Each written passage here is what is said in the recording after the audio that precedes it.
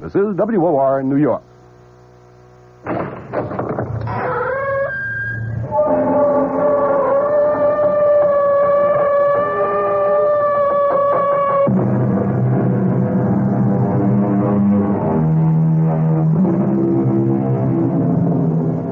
Come in.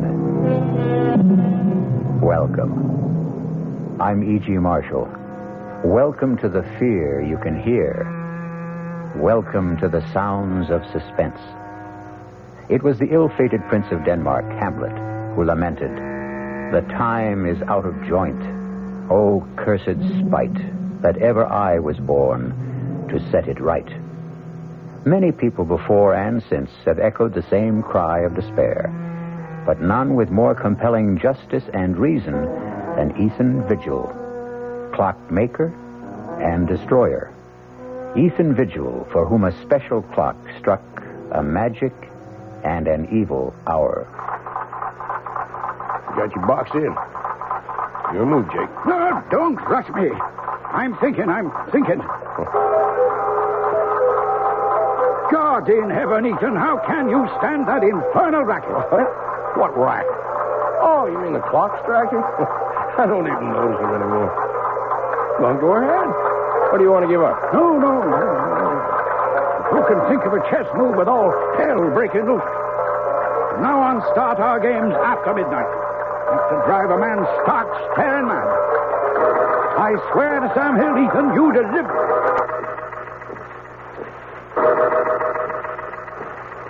The only two living things left in the room at that terrifying moment, as time stood still, were myself and that damnable machine.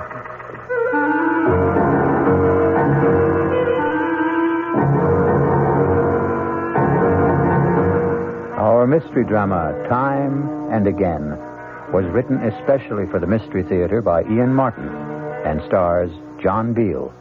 It is sponsored in part by Anheuser-Busch Incorporated, brewers of Budweiser, and by the Kellogg Company, makers of Kellogg's Special K cereal. I'll return shortly with Act One. When you drink beer, do you tilt the glass for long, hearty swallows? Or just tip it and sip it? Well, sipping's the thing for wine. But Budweiser beer is a hearty drink, brewed for zest and character. The best way to enjoy Bud is to drink it. Not chug a lug, just man-sized beer drinker swallows. That's when that famous Budweiser taste, smoothness, and drinkability really come through. Smoothness and drinkability that come only from natural carbonation and exclusive beechwood aging. Smoothness and drinkability, too good for any half-hearted sipping. So drink up. You'll see that brewing beer right does make a difference. And that when you say Budweiser, you've said it all. Anheuser-Busch, St. Louis.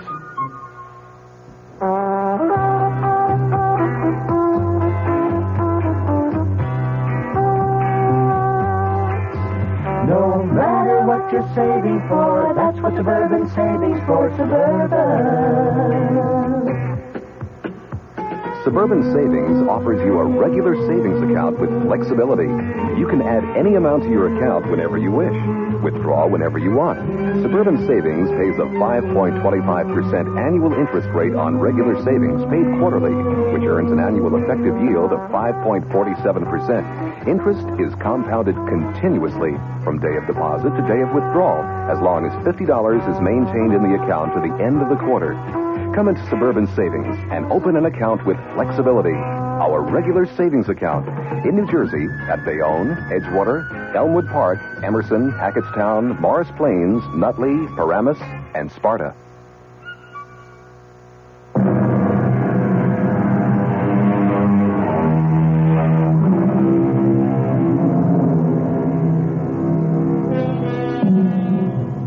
Few of us can resist the fascination of an auction, and I'm no different than most, which is how and why I happen to possess this curious document, which reveals a bone-chilling account of how many lives were lost so uncannily and eerily to the inhuman demands of what Ethan Vigil called that damnable machine.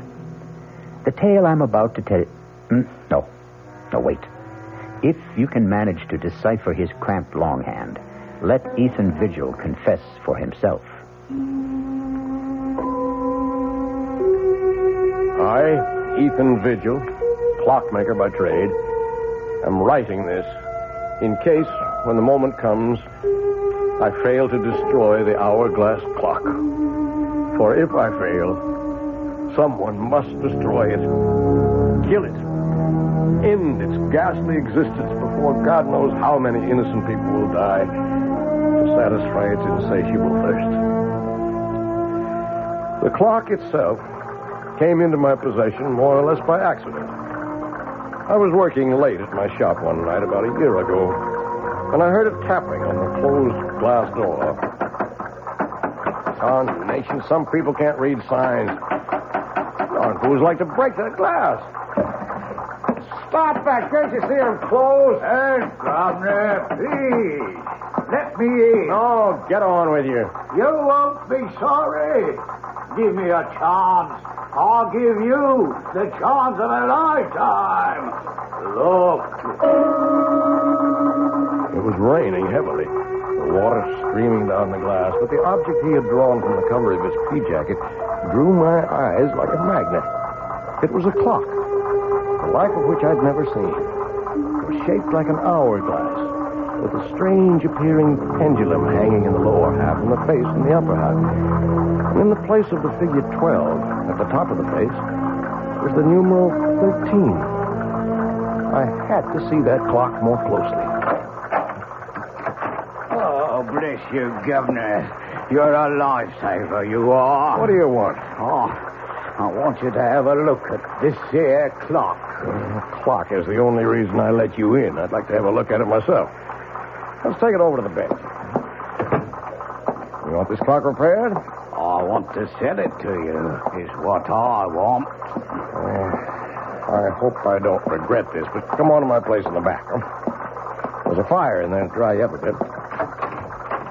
You better back up to that fire. Where'd you get this clock? Why, it came into my possession when its owner died. Does it run? Well, now, that there clock, it doesn't run. I'd be the first to admit it. I'll give you $20. Oh, now, look here. $20. Take it or leave it. Well, I may be down and out, but I know a good thing when I see it, and I don't intend to be taken advantage of by somebody else. There doesn't seem to be any question of who's being taken advantage of. Harriet. Ethan, who is this person? He's a customer, more or less. This is my sister-in-law. It's near on to midnight, and my poor sick sister is pining upstairs for her husband to bring her a little faith and consolation. Oh, now, Mom, I certainly am sorry to intrude on family problems. Then don't. Ethan, get rid of this man. You better go. Yeah, but what about our business and the clock? Well, $20 is all I have to my name. I'll take it. Don't you do it, Ethan. Oh, mind your own business for once, Harriet. I had little doubt my sailor, who called himself Harry Stubbs, had dubious title to that strange clock. But like all collectors, to own something totally and unreservedly unique is an overriding obsession. Is he gone? Yes. Oh, just look at this place after you had that derelict in here. Lights on all over the place, eating up money. To say nothing of good hard cash thrown away on that piece of junk on the table. It was my own money. What own money? Oh, you and Henrietta wouldn't even have a roof over your heads, let alone a piece of business if it weren't for me. Oh, no, it's my money that keeps you going, and don't you forget it. Now, you lock the door to the shop. I still have some repairs left to do. You'll have to get up early tomorrow and do them. I just wanted to have another look at this clock. You'll waste no more time or light or fuel down here tonight. If it wasn't for good money paid out, I'd take that piece of junk on the table and dump it in the rubbish. How I wish she'd done just that. Let the city collect it with the morning trash and bury it forever. But fate hadn't planned it that way. So I went upstairs from Harriet to face another problem I didn't know how to solve. My ailing wife, Henrietta. Ethan, is that you? Yes, Henrietta. Where's have you been? Working, dear. Are you hurting? Oh, when don't I hurt? I know. How's your back? It isn't my back. It's my stomach, Ethan. I'm scared. I've been afraid to think of it, but I know Harriet's sure I've got... Hush, no, none of that. You just get off to sleep. That's what you need. You just don't know how it is to be suffering every blessed minute of every day. As I slipped under the covers and lay wide awake beside Henrietta, snoring away, my mind went back to the strange clock on the table downstairs. The intriguing mystery of a mechanism I had never even imagined in 40 years of clockmaking. And the enigma of why 13 replaced the numeral 12 on the face.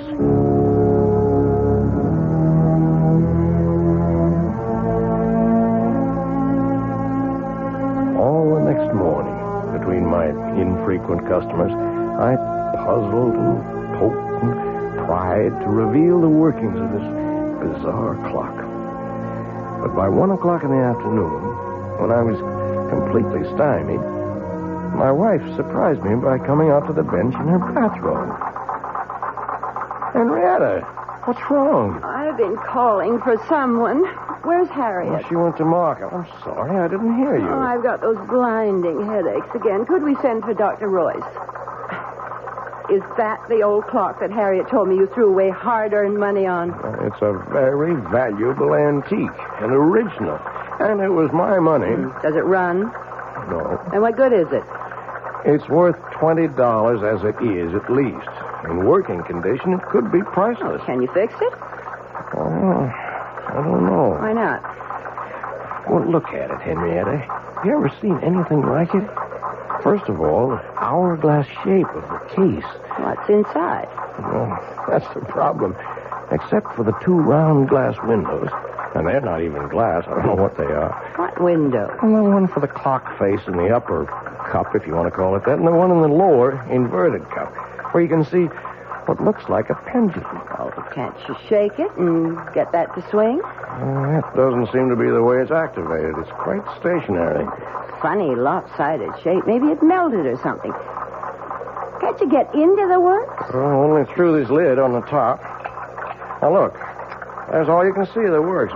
Very old. Wooden gears, wooden pinions, wooden axles. No way to lift it out.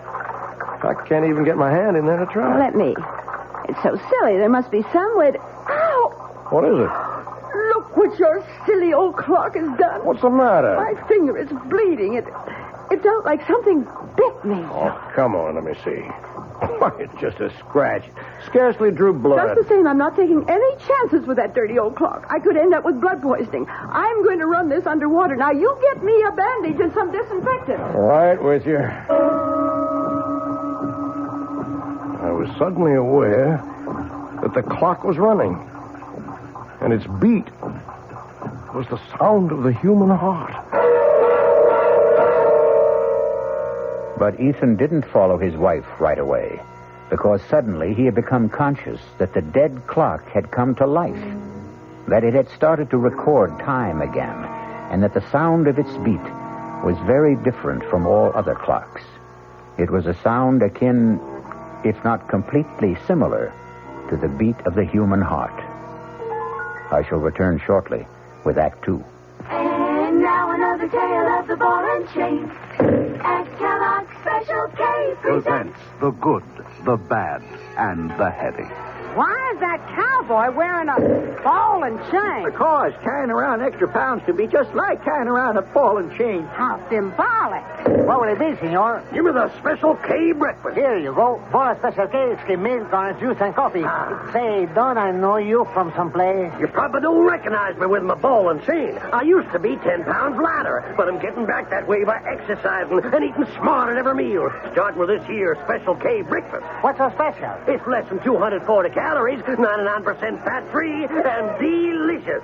It's going to help me get rid of the cheer ball and chain. I bet your horse will be glad to hear that. another ball and chain. Fight but gust. Your happy ending could begin with the Kellogg's Special K breakfast. That's Kellogg's Special K. That's right. Good night. This is WOR New York, your Mystery Theater station.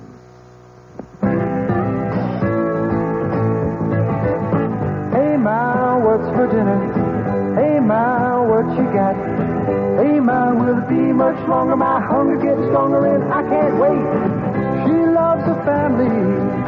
She wants the best. She does all that she can do. She lets ShopRite do the rest. Hey, Ma, what's for dinner? How about Armour canned ham, 3-pound size, $3.99. ShopRite grade A frozen green beans, 9-ounce packages, 6 for $1. ShopRite dairy case home-style biscuits, 8-ounce packages, 5 for 49 cents.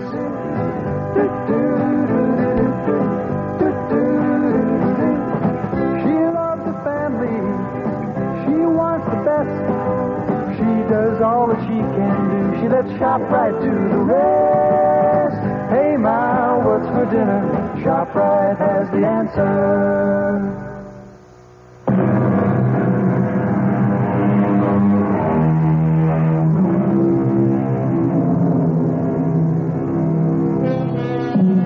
Whatever his wife had accidentally touched, the clock had begun to run and remained running steadily, without any sign of stopping. Ethan checked that Henrietta's wound was little more than a surface scratch, and returned to observe... But let him tell his own story for himself, as he wrote it in his confession.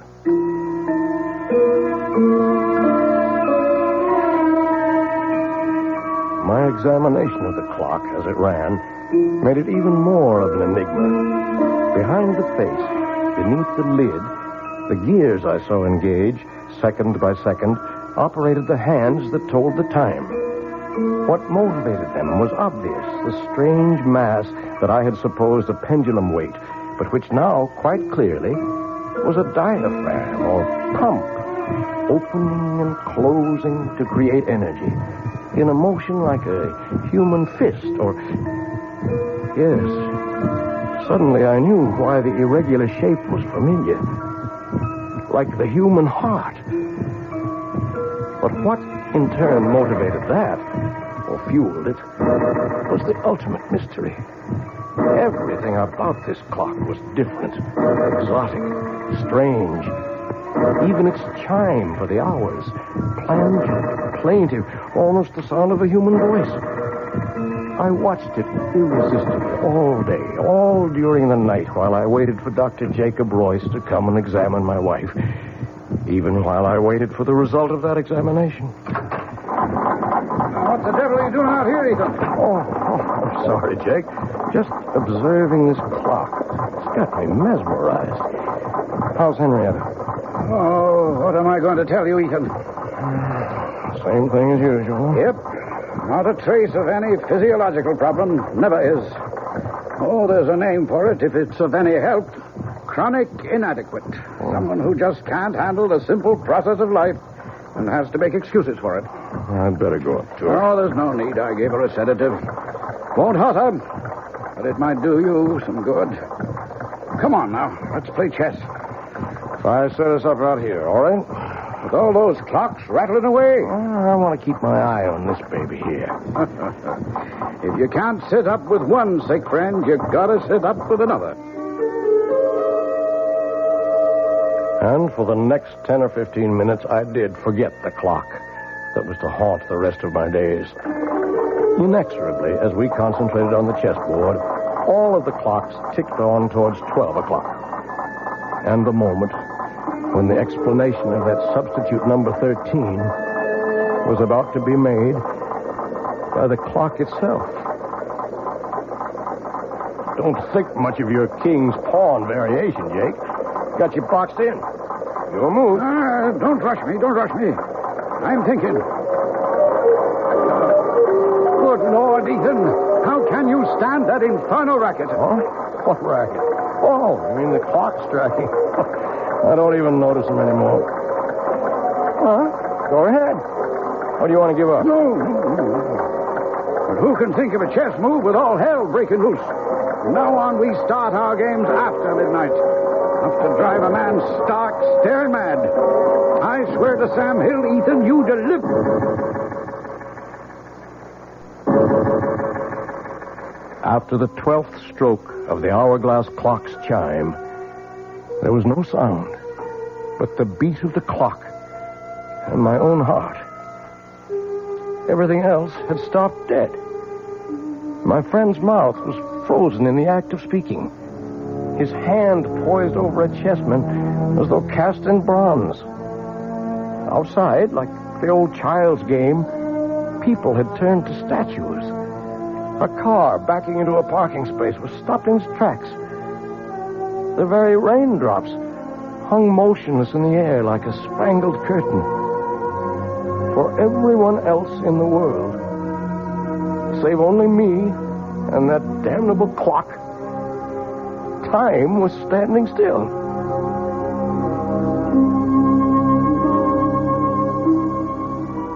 The next hour was a strange delirium. My brain raced with new ideas for achieving my lifelong dream, a perpetual motion timepiece. My legs were as supple and tireless as an 18-year-old's as I climbed the stairs to look at my wife, frozen in the act of turning in her sleep.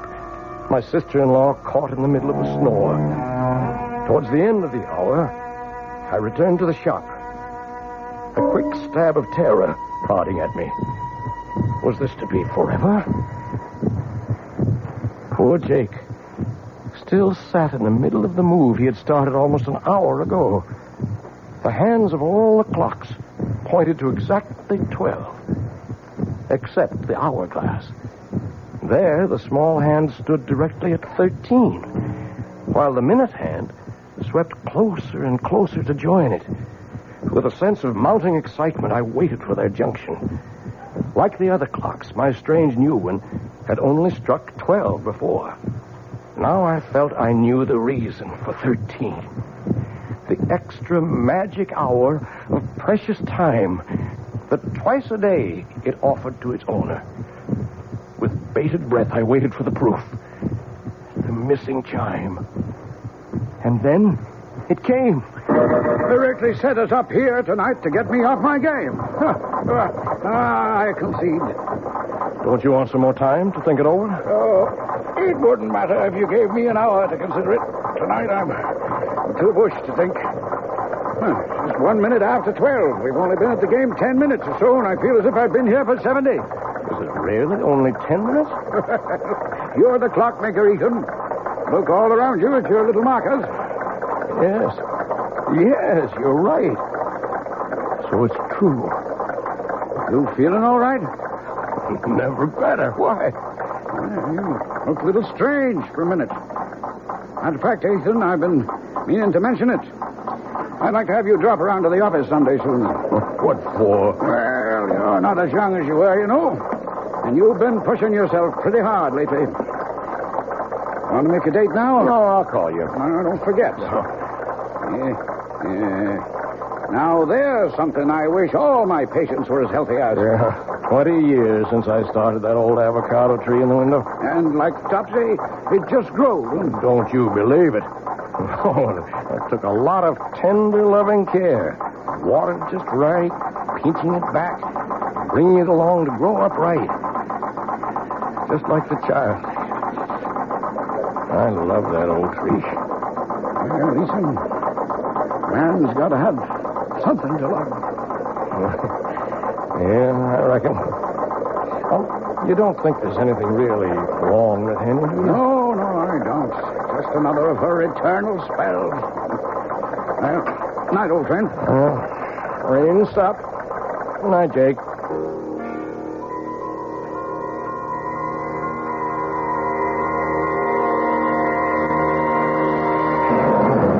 For a long time after my old friend drove away, I stood by the door, gazing into the cool, crisp night. I didn't notice the cold. I was too full of a kind of welling excitement inside me. What a gift that clock had brought me. The dreams were building like castles in my head. Why, I was richer and more powerful than a king. Well, now I knew, no matter what, that for 2 blessed hours every day, from now on, I was a free man. And the last thing I heard that night, as my head hit the pillow, was the triumphant beat of the clock sounding in my inner ear. Or was it the sound of my own heart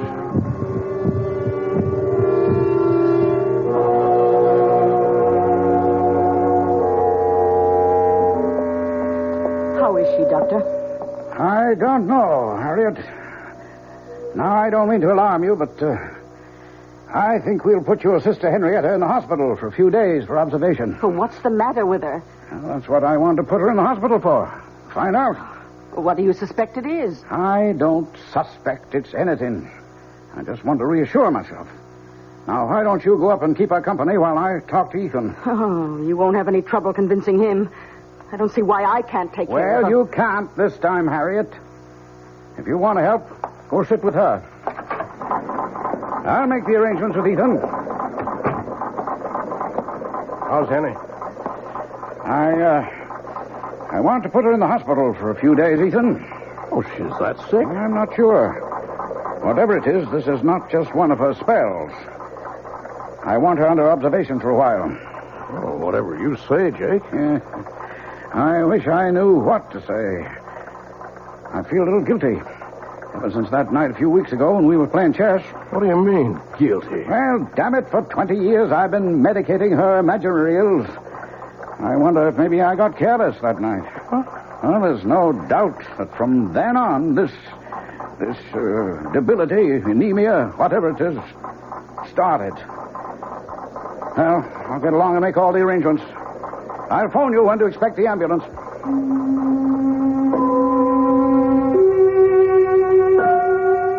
I had my own guilt nagging at me. In the month since I'd discovered the secret of the clock, I'd thought of pretty nearly nothing else. I waited as eager as a child for those 2 stolen hours every day.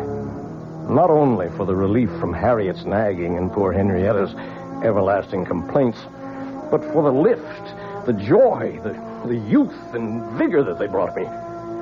For I'd gone one better than Ponce de Leon. For part of a day, anyway. I had found the fountain of youth.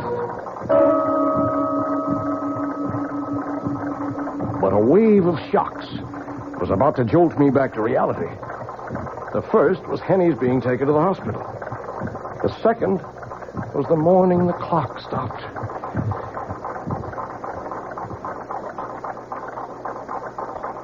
Oh, no. No! What is it? No, Ethan. You can't stop. What is it, Ethan? What's wrong? The clock, it stopped. Oh, is that all? I've got to get it started. Oh, you shake it like that, it'll end up in pieces. Good riddance. I told you it was a waste of money. Get out of here. How dare you talk to me like get that? out. Oh, I certainly will. Nobody's going to talk to me like that, particularly not you. I was frantic. My golden hours of solitude gone. My extra gift of precious time and the rebirth of youth. I couldn't let them go. There must be some way to bring them back. Start that damned intricate mechanism again. Clock was dead. Its lifeblood somehow drained. Blood? But that's what started it in the first place. Maybe... Oh, damnation. Oh, let it ring. I've got to find something that... Oh, all right. Hello? Ethan, it's Jake. Oh, Jake. Look, I don't want to talk now. Oh, then you've heard. Heard what? About Henrietta. Oh, she's not... I just got back to my office and got a message from the hospital. I'm afraid she's passed away. Oh, are you sure? Well, I'm on my way to the hospital now, just on the outside chance. Better meet me there. I'm on my way.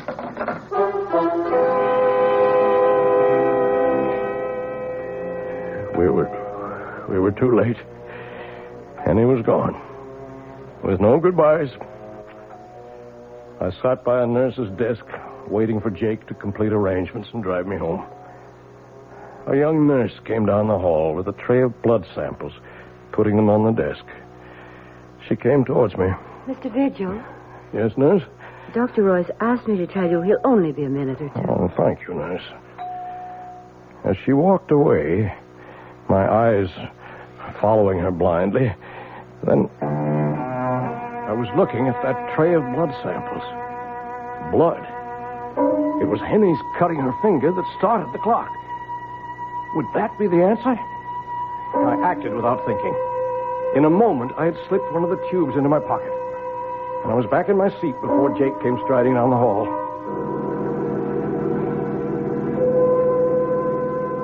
I was back in the shop at last, alone. With shaking fingers, I lifted the lid, exposing the brain, or whatever it was, of the clock. Uncapping the tube, I poured in the blood. I looked at the dial. The hands were spinning around to the proper time. And then the clock was alive again. Its heart was beating.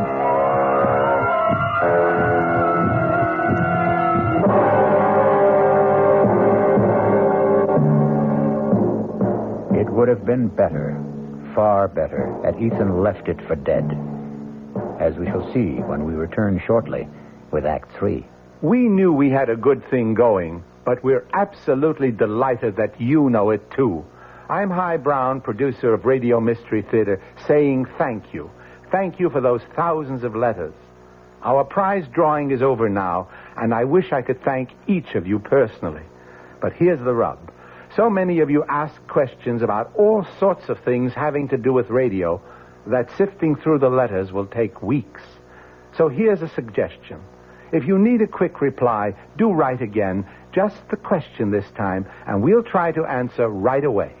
Send it to Mystery Theater, Box 5152, Radio City Station, New York 10019. That's Mystery Theater, Box 5152, Radio City Station, New York 10019. And again, thanks so very much for your fabulous encouragement.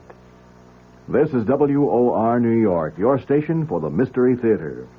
Hello, this is Joe Franklin. Ladies and gentlemen and boys and girls, for the very latest in nostalgia, for the ultimate in remembering, please join with me on Saturday nights from 9:05 to 11 o'clock, where memories are truly happening right here over WOR Radio. It is my privilege to present radio's original Memory Lane program, but positively the original. And whether it's Al Jolson or Benny Goodman or Louis Armstrong or Eddie Cantor or Harry James or the Dorseys, Mario Lanza, Gene Krupa, the young Frank Sinatra, George M. Cohan, Bing Crosby, Bogart, Lombard, Cagney, and all those happy times of radio's comedy and drama and soap opera. We have it fascinatingly, and all the sounds are reproduced crystal clear Saturday nights from 9:05 till 11 over WOR Radio. Yours truly, Joe Franklin, hosting Memory Lane. Tune in.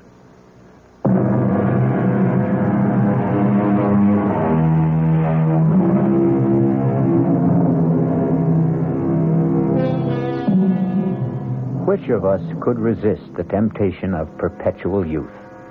Or short of that, any extension of life? 2 extra hours a day is 730 a year. Almost exactly an extra month. In a lifetime, 6 whole more years. But what Ethan Vigil forgot is that for every action, there is a reaction. For every gift, a recompense.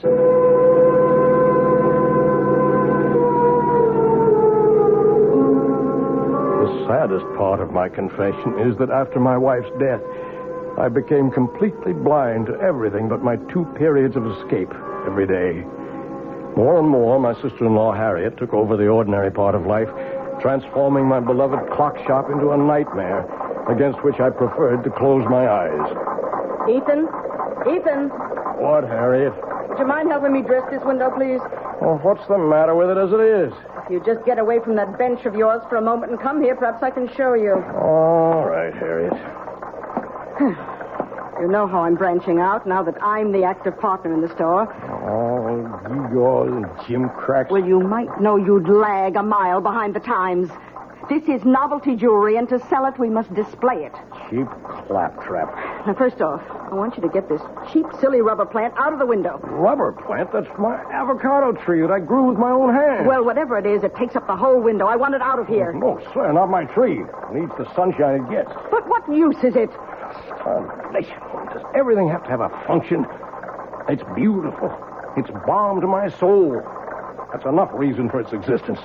Besides, it don't cost nothing, so you leave it alone. Oh, very well. But I must have somewhere to display my costume jewelry. Oh, let's move that ugly old hourglass clock somewhere else. Why does it have to be right beside your bench where every customer comes... Harriet, I'm warning you. You leave that clock where it is. Don't you ever dare lay a hand on it, you hear me? Oh, my, aren't we touchy? Well, just let me remind you of something, Ethan. With Henrietta gone, her share goes to me. So I am 2/3 of this store. I can have it any way I want to. Over my dead body. You can do what you want with all your cheap, tinsely stuff, but you keep your hands off that clock. Oh, heaven's sake, all right.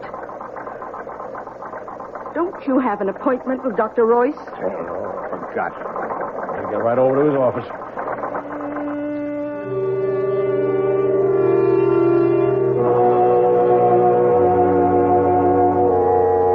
Okay, Ethan, you can put your shirt back on. I'm all finished examining you. Oh, what's the verdict? I couldn't be more pleased. Oh, you approve of the shape I'm in, huh? Well, before Henrietta died, I don't mind telling you I was plumb worried about you. Oh. Your heart was acting up. I didn't like your blood pressure. And there was a lump in your belly I could palpate big as a grapefruit. And now? Now I don't even need the x-rays I took. Know it before I see him. It's practically noon. Now go on. You don't need a doctor. Get out of here. Let me get around to the sick people outside who do.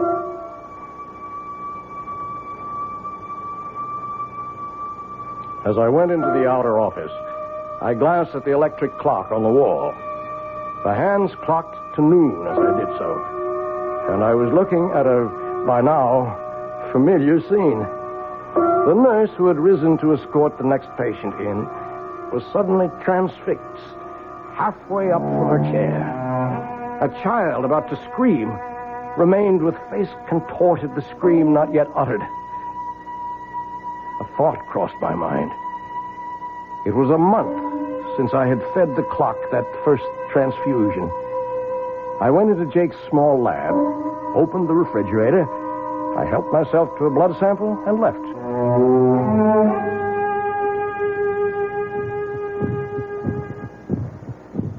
Back at the store, the only sound was the beat of my clock. It seemed a little labored to me. But for the moment, I was too furious to see what Harriet had been at since I left. Draped all over my avocado tree were festoons of cheap tin and glass jewelry, and Harriet, a superior smirk on her face, was caught immobile in the act of adding more. I choked back my anger because suddenly, before I could move, the clock beat died. Why, Ethan, how'd you get back so soon? What are you doing to the avocado? Well, since I can't take it out of the window, I thought I'd just use it as a display tree. You leave that alone. As long as it's there, no one moves that or touches it, except me. You understand that? Well, you certainly don't have to be so abusive. Get away. Get out of here. Leave me alone. Oh, when you're in a mood like this, I'm glad to. I'm sorry to tell you that your precious clock seems to be out of order again. I hope this time it's broken for good. Good riddance. Poor old tree.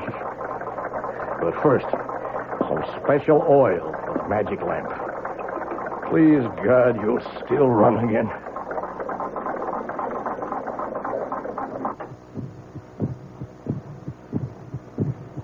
And time stood still again. The pattern for the next months of my life was set. A part of it in my waking moments was only a necessary bridge between the long hours of infinite relief and accomplishment my clock brought me each noon and midnight. My designs for my perpetual motion mechanism were completed. I had already started to build it. That was my real life. Although I found to my dismay that the clock seemed to demand more and more frequent transfusions to stay running. But these were easy to steal from Jake's office in the hours when time stood still. Then once again, events caught up with me. Oh, Jake, just a moment. What are you doing here this time of night?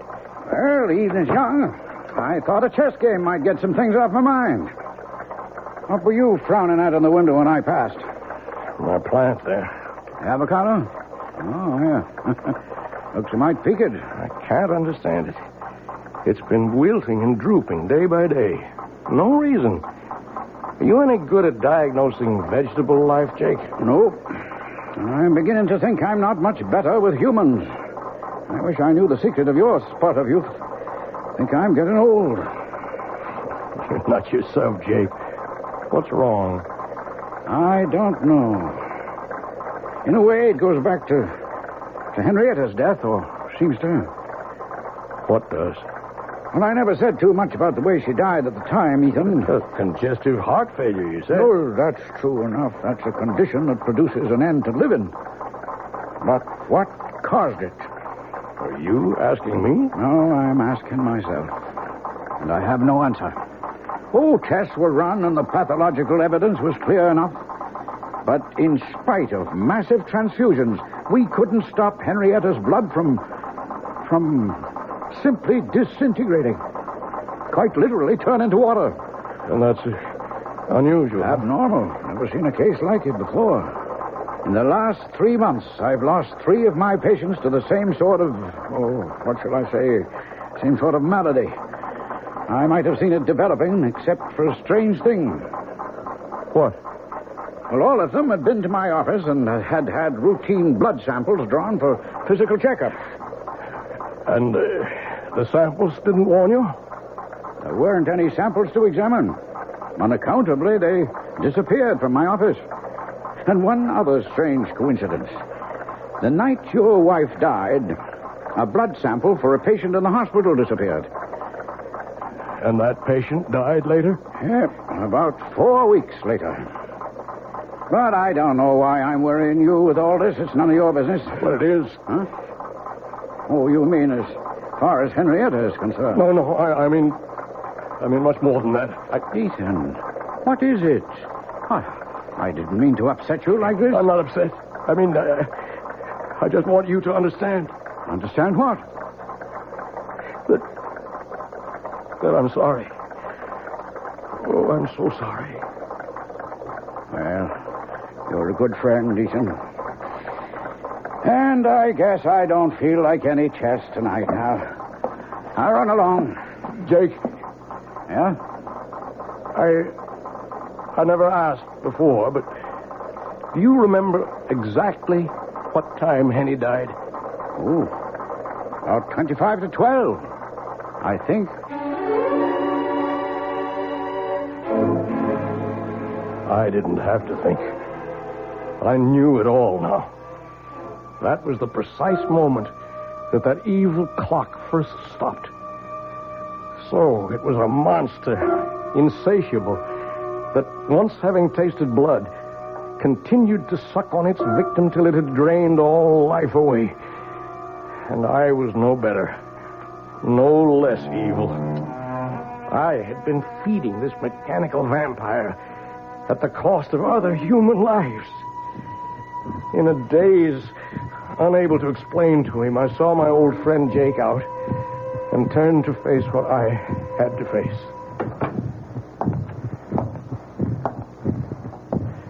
The shop was dark as I walked to the clock.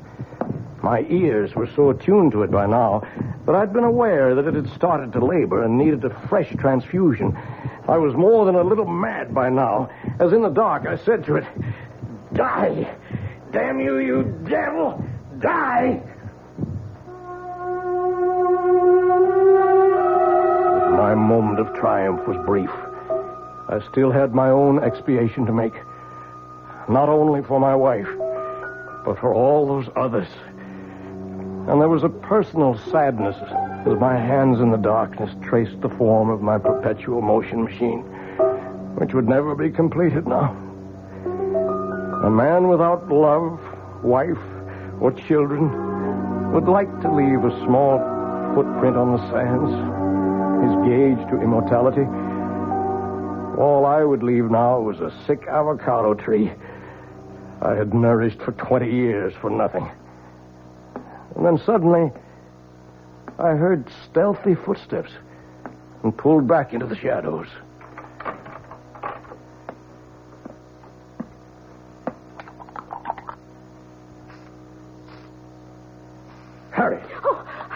I thought you'd gone to bed. What are you doing to the plant? Oh, why, it's just some food to make Let me see. It's a weed killer. You've been poisoning my tree. Why, you... Don't you touch me. Get away from me. Get away. Look what you've done. I've cut my hand. It's your fault. But finally you've smashed up this ugly old clock for good. It's dead. Just as dead as your precious avocado tree is going to be. And don't think you can save it. I knew you'd never agree to take it out of the window, so I've been poisoning it for weeks. It's as good as dead right now. And so were you, Harriet. So were you. Her blood had started the damn thing again. But this was to be the last time. What is there left to say? I have to watch another human being die. Slowly, inexorably, unable to arrest the inevitable. And even though it is someone I despise, my guilt is in no way lessened. The only pleasure I can take is that as Harriet sinks, so does that remorseless, evil, damnable machine. And once its heart is stilled, I shall destroy it forever. The one element I have not tried against it is the enemy of the devil. I shall take it, chained to my body, when we go to our grave in the river, to share it for eternity. As I finish this confession, to mail to my good friend, Dr. Jacob Royce, I can hear the evil thing labor, about to die. It's time for me to write the end.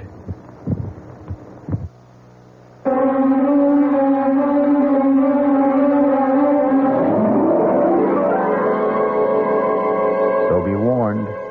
If you should by any chance come across a clock in a curio shop shaped like an hourglass with a dial that bears the number 13 instead of 12, shun it like the plague. I'll be back shortly.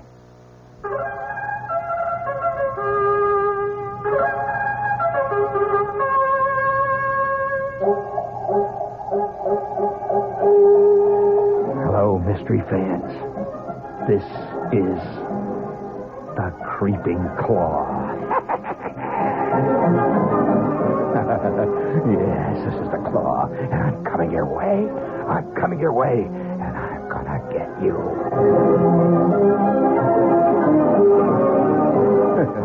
Oh, I'd love to play the lead in one of those mysteries. This is Gene Shepherd, gang, and I'm here to tell you that there's been a great time change here on WOR, and from here on in, I'm going to be heard every night. There's been all kinds of phone calls about it, so here's the answer. Every night at 9:15, Monday through Friday. Gene Shepherd, better known as the Creeping Claw. Good evening. I'm Patricia McCann. Dora McCann and I hope to have the pleasure of your company this week from 11:15 a.m. to 12, Monday through Friday. And let me tell you what we've got planned. Food prices have gone up again, so tomorrow we'll talk good, cheap food and how to make it taste. Then Tuesday, the day we've set aside for our ongoing nutrition series, our guest will be Diane Buckman, and she'll tell you how to use herbs to make everything from your own cosmetics and perfume to a natural tranquilizer. Then on Wednesday, we're going to get tough. Our guest will be Ralph Charles, a lawyer, a consumer, and a complainer, and he wants to tell us all how to get satisfaction from Ma Bell, Con Ed, and the local TV repairman. Thursday, Dora McCann interviews a lady who does a lot of ad-libbing in the kitchen, who doesn't think you should be uptight about a lot of the old rules and regulations. Her name is Glenn Andrews. She's author of Impromptu Cooking. And then last but not least, on Friday, you'll hear Muhammad Salam, who'll talk about his Middle Eastern restaurant, the Tripoli restaurant here in New York, one of the best. Have we got a date? Monday through Friday, the McCann program right here on WOR.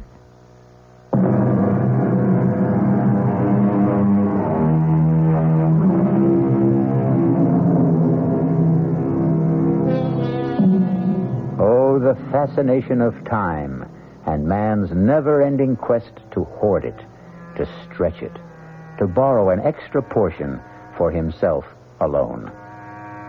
As I sit watching the clock ticking away, I, too, have that irrational impulse all of us have felt sometime to hold back the hands and bring time itself to stop.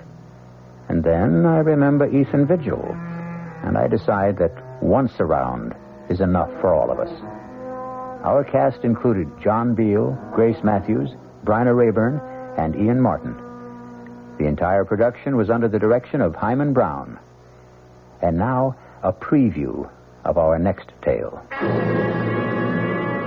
Deeply, hopelessly, irrevocably in love. Now, my boy, I've been a publisher a long time. I've talked to dozens of authors. They all fall in love with characters they've created. It happens all the time. She didn't exist before you created her, did she? She exists now. Good heavens, man. She came out of your mind. She has no life except the one you gave her. Maybe she did come out of my mind, but now she's got a life of her own. Well, in a manner of speaking, of course she has. And I want to prolong that life, Stephen. I predict great success for Clarissa. And for you. You and Clarissa are one, you might say. No, we are not one. We must never be one.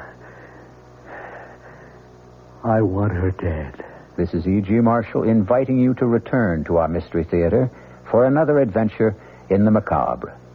Until next time, pleasant dreams.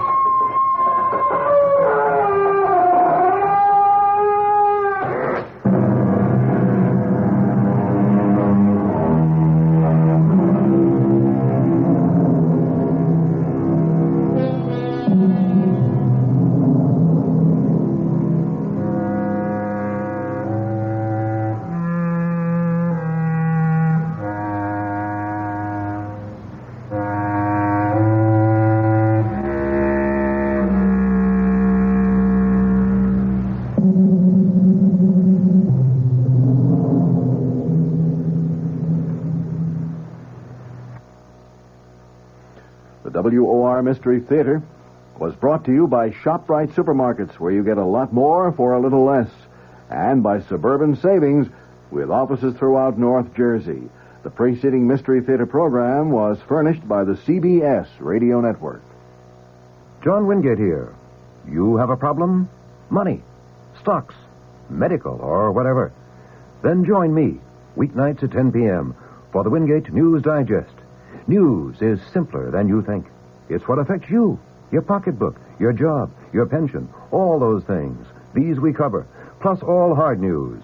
The Wingate News Digest, weeknights at 10. Be sure you join us again tomorrow for the Mystery Theater, right after the Fulton Lewis News Commentary, Monday through Friday, here on WOR. The news is next with Bert Wilson, a full 15-minute wrap-up. WOR New York, an RKO General station.